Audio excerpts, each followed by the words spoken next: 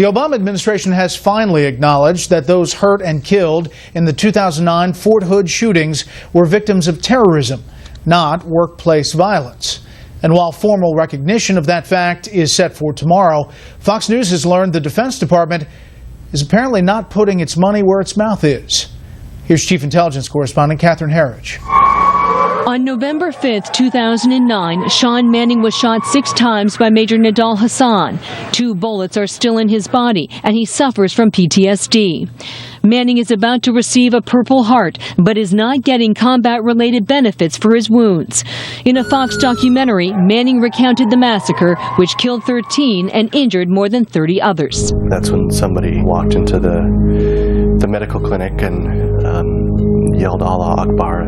The 2015 defense budget included language that meant Fort Hood victims were eligible for the Purple Heart because the attack was inspired by a foreign terrorist group and not workplace violence as the Defense Department initially labeled it.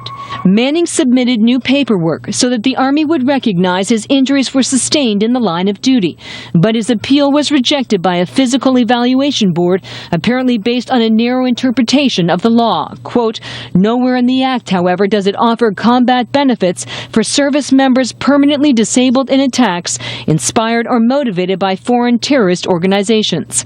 Via Skype, Manning said his family will lose back pay, $800 in monthly benefits, and much more. This essentially makes the awarding of the Purple Heart more symbolic than anything else. I mean, it's I think almost unheard of for someone to receive the Purple Heart but not have their injuries deemed combat related. Former Army Chief of Staff and Fox News contributor Jack Keane says the Purple Heart is also a promise to care for the injured. This country has made a commitment for some time to take care of people who have those disabilities and to provide not just the medical support for them, but financial support as well.